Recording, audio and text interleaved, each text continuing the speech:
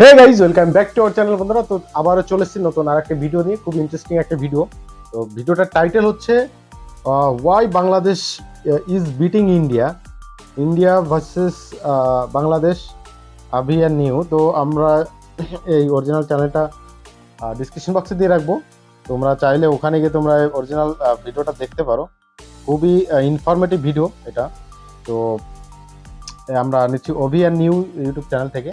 তো তোমরা চ্যানেলটা গিয়েও সাবস্ক্রাইব করতে পারো, এবং আমাদের চ্যানেলটা যদি ভালো লাগে, আমাদের রিয়াকশনটা যদি ভালো লাগে, তো আমাদেরটাও অবশ্যই সাবস্ক্রাইব করে দিও, এবং ইনস্টাগ্রাম এবং আমাদের ফেসবুক পেজটাও ফলো করে নিও, ডিসক্রিপশন বক্সে দিয়ে রাখবো।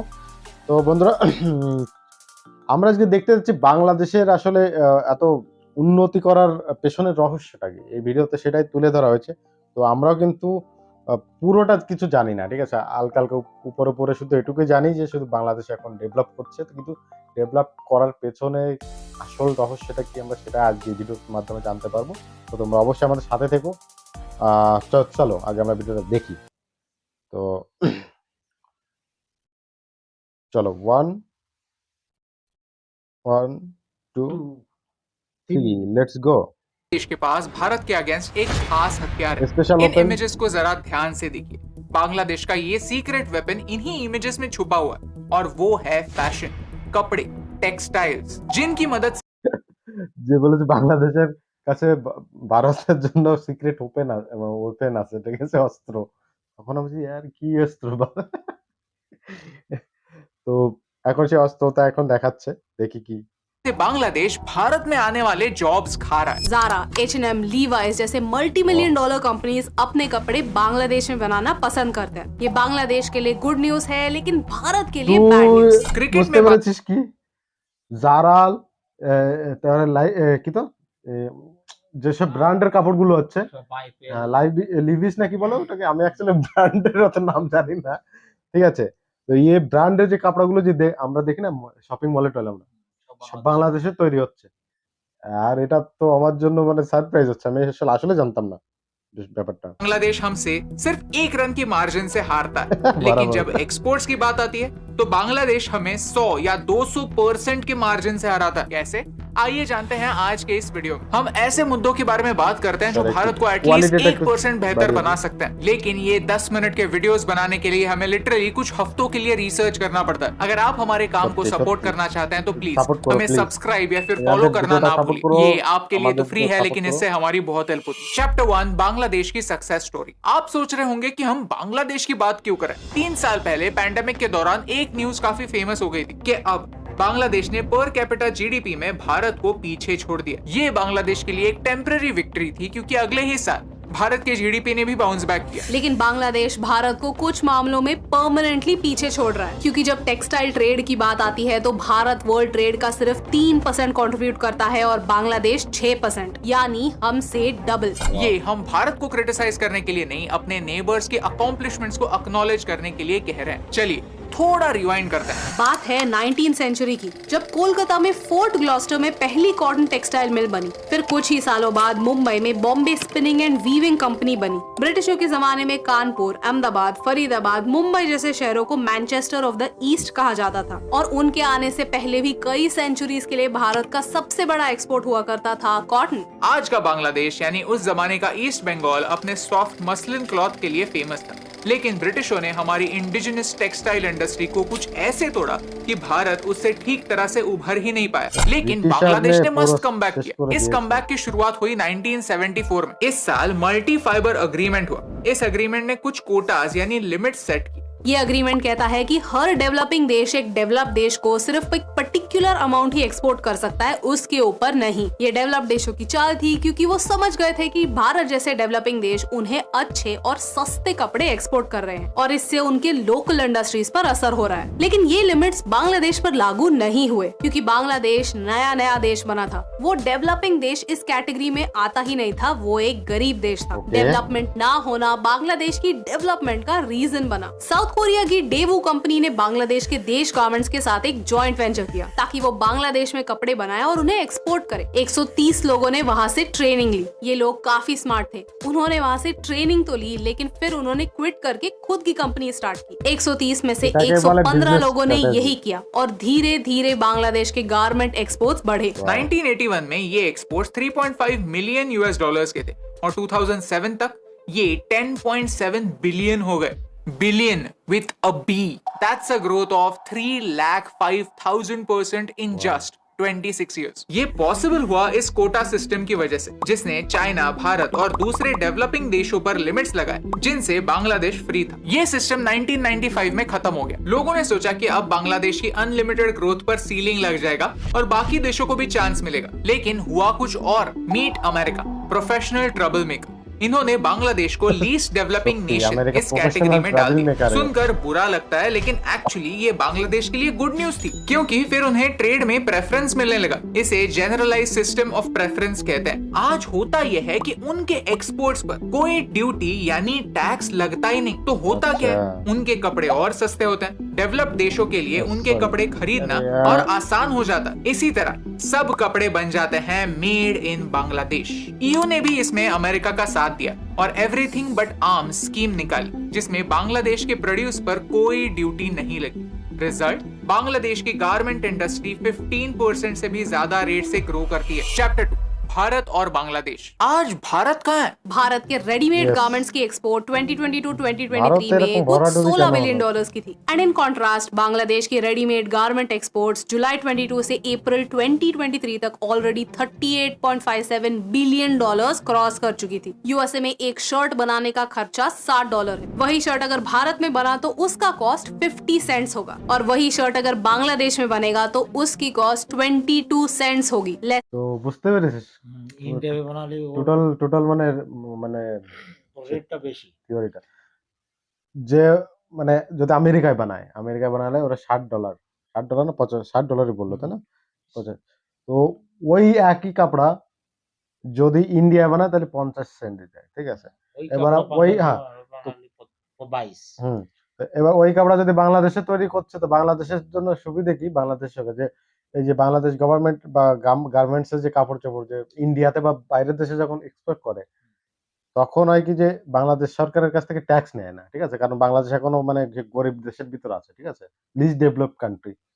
আর যে দেশ আছে ডেভেলপ কান্ট্রি, যদি ইন্ডিয়া যদি গার্মেন্টস সাপ্লাই করতে যায় তাহলে ইন্ডিয়ার কিন্তু ট্যাক্স লেগে যাবে। এবার ইন্ডিয়ার একটা কাপড়া বেচতে গেলে কিন্তু বাইরের দেশে অনেক টাকা পড়ে যাবে, ঠিক আছে? তো সিস্টেম আরো, চলো আমরা ভিডিওটা দেখি। সরি আমরা পজ করার জন্য। ভিডিওটা দেখার পরে তারপরে আরো বিস্তারিত কথা বলছি।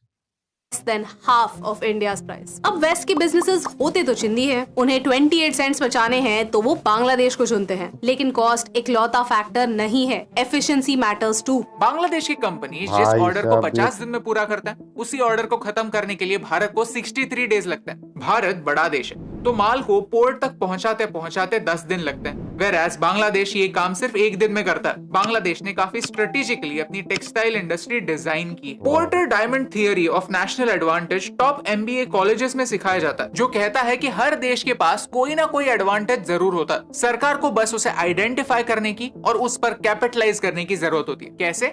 4 points: factor conditions, demand conditions, related supporting industries, firm strategy and structure. इस मॉडल को भारत और बांग्लादेश दोनों पर अप्लाई करके देखते हैं। फैक्टर कंडीशंस यानी फैक्टर्स ऑफ प्रोडक्शन। कोई चीज प्रोड्यूस करने के लिए कुछ इनपुट्स लगते हैं, like land, labour, capital, technological advancement etcetera.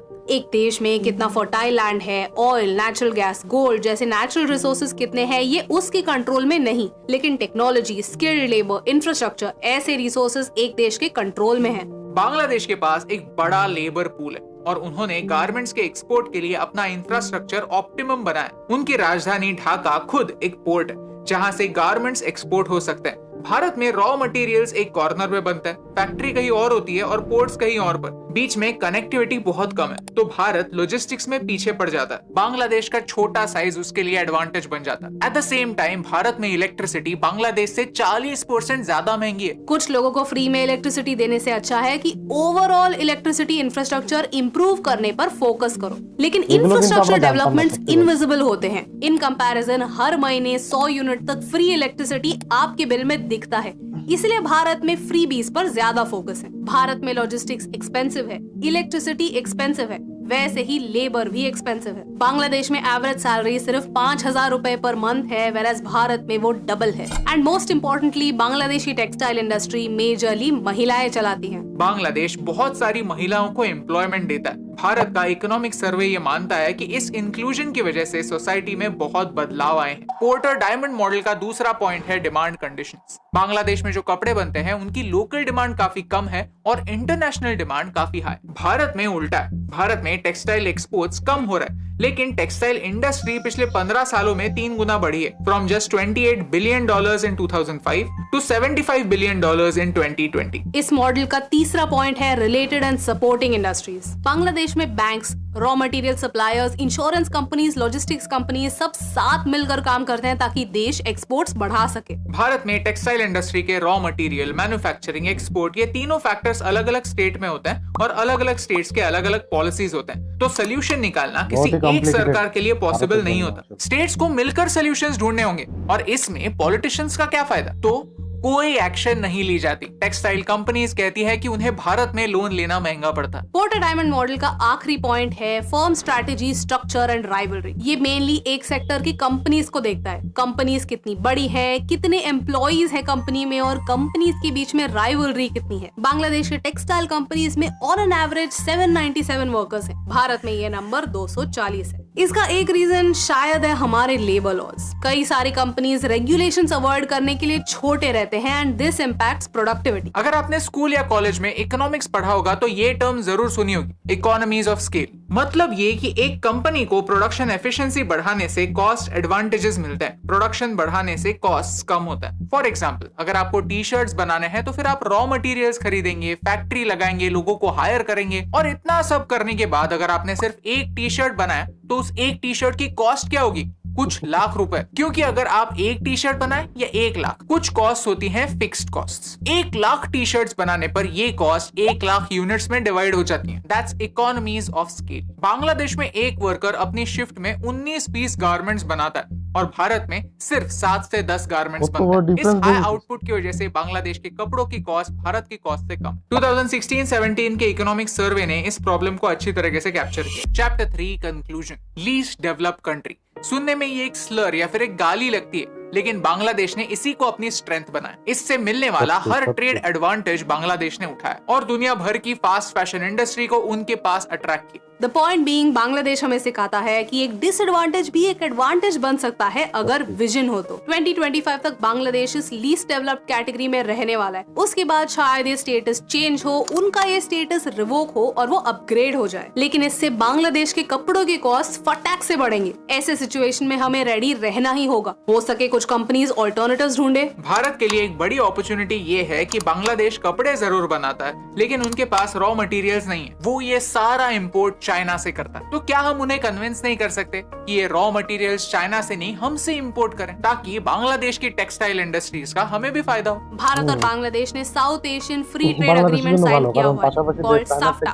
SAFTA के अंडर दोनों देश अपने प्रोडक्ट्स पर टैक्स नहीं लगाएंगे। इस प्रोविजन के अंडर बांग्लादेश भारत को अपने कपड़े बेचता है। हमने कई ब्रांड्स ऐसे देखे हैं जो बांग्लादेश से कपड़े खरीदते हैं। भारत की वीविंग कैपेसिटी दुनिया में सबसे ज्यादा है, तो हमें भी फिगर आउट करना होगा कि हम उन्हें और ज्यादा एक्सपोर्ट कैसे करें। एंड मोस्ट इम्पोर्टेंटली, हमें women participation in work force बढ़ाना होगा। इस वीडियो की शुरुआत में हमने एक सीक्रेट वेपन की बात की। एक्चुअली ये वेपन कोई इंडस्ट्री नहीं, वो है नारी शक्ति। सोचिए, क्या बांग्लादेश एक कंजर्वेटिव सोसाइटी नहीं? बिल्कुल है। लेकिन जब इकोनॉमिक्स की बात आती है तो सारे फैमिलीज अपने रिग्रेसिव विचारों को पीछे छोड़ महिलाओं को काम पर भेजते हैं। ये एक सुपर पावर है क्योंकि इससे आपकी पॉपुलेशन का 50% वेस्ट नहीं होता। एक होम मेकर होना एक बहुत बड़ी बात है और हम होम मेकर्स की बहुत इज्जत करते हैं। अगर हमारी माँ और दादी स्कूल से आने के बाद हमारे लिए घर पर ना होती तो एक सपोर्ट सिस्टम नहीं बनती, तो शायद हम आज जहाँ हैं वहाँ तक नहीं पहुँच पाते। अक्सर औरतों को शादी करने के बाद अपना जॉब छोड़ना पड़ता है। उनके हस्बैंड्स कहते हैं हम कमा रहे हैं, तुम्हें काम करने की क्या जरूरत। ये एटीट्यूड हमारे देश को पीछे खींच रहा है। लेकिन एट द सेम टाइम ये समझना जरूरी है कि कुछ औरतों के लिए एक होम मेकर बनना एक चॉइस होती है और कुछ लोगों के लिए फोर्सफुली थोपी हुई जिम्मेदारी। चलिए, किसी और बात के लिए नहीं तो फिर देश की इकोनॉमी के लिए ही सही, हमारे आधे पॉपुलेशन को घर के पिंजरे में बंद करना बंद करते हैं, उन्हें आत्मनिर्भर बनाते हैं ताकि देश भी आत्मनिर्भर बने। अगर आपको इस वीडियो से वैल्यू मिली, कुछ नया सीखने मिला, तो इसे अपने दोस्तों के साथ शेयर कीजिए, क्योंकि आप देश के लिए एक उम्मीद की किरण आप ही है जो प्रॉब्लम्स को आइडेंटिफाई कर सकते हैं और हमारे आस पड़ोस के देशों से सीख सकते हैं। और मेरा भारत महान ये सिर्फ ट्रक के पीछे नहीं, पूरी दुनिया से बुलवा सकता है। और यही इंपॉर्टेंट बात, आप तक पहुंचाने से मुझे फर्क पड़ा। हे दोस्तों, thank you so much for watching this video till the end. তো অ্যাকচুয়ালি আমরা বুঝতে পারলাম যে আসলে সিক্রেট ওপেনটা কি, ঠিক আছে, ওপেন যে এটা হচ্ছে আসলে নারী শক্তি। মহিলারা যে পরিমাণ আমি শুনেছি 90% মহিলারাই গার্মেন্টসে ওনারা মানে দক্ষ কর্মী হিসেবে ওনারা কর্মরত আছে এবং পুরোটা গার্মেন্টস টেক্সটাইল ইন্ডাস্ট্রিটাই ওনারা চালাচ্ছে। তো এটা কিন্তু এই জন্যই আসলে সত্যি, কারণ হচ্ছে যে একটা জিনিস বুঝার আছে, যে হচ্ছে যে অনেক আছে না যে তুমি মেয়ে মানুষ, তুমি কাজ করতে পারবে না, ঘরের বউ ঘরে থাকো, হ্যাঁ না। তো ওই জিনিসটা দেখা গেল, যদি বলি তোর কথা বা আমার কথাই বলি, ধর আমি যে টাকা ইনকাম করি, তুই যে টাকা ইনকাম করি, সেভাবে দেখা ঘরের বউ যদি সেই সেম লেভেলের বা তার থেকে কিছু কম ইনকাম করুক, কিন্তু ওটা কিন্তু যখন অ্যাড হয় একসঙ্গে, তখন কিন্তু হ্যাঁ নিজেদের সংসারটাও ডেভেলপ হয়, দেশের সাথে সাথে দেশেরও উন্নত হয় না। তো আমাদের মানে বাংলাদেশের অবস্থাটা ঠিক এরকম হয়েছে।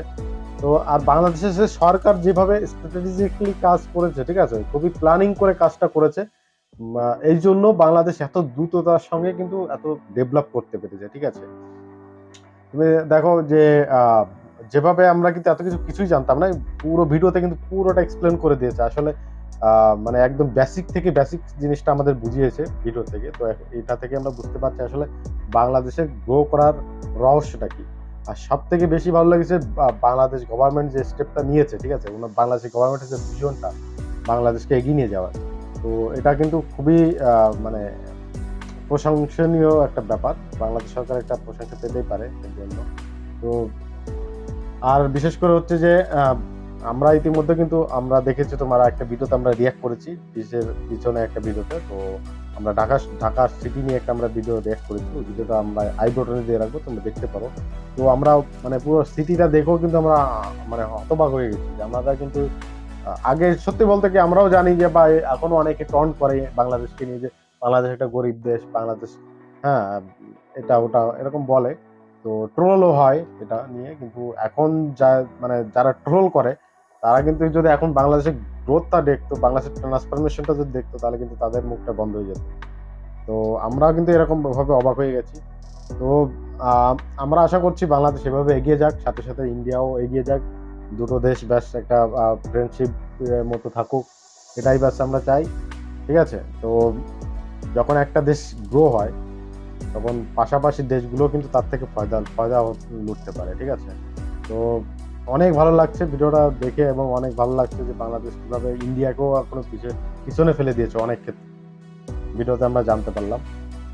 আর মানে এর ভিতর যে একটা মানে টেকনিক্যালি অনেকগুলো ইস্যু থাকে না, মানে টেকনিক্যালি যে বিষয়গুলো ছিল, যে আসলে আমরা তো অ্যাকচুয়ালি এগুলো নিয়ে আমরা অত কাজ বা আমরা বুঝি না, তো ইনি কিন্তু বুঝিয়ে দিয়েছে ভিডিওতে আসলে কেন বাংলাদেশ কাপড় ইন্ডাস্ট্রিতে এত এগিয়ে যাচ্ছে।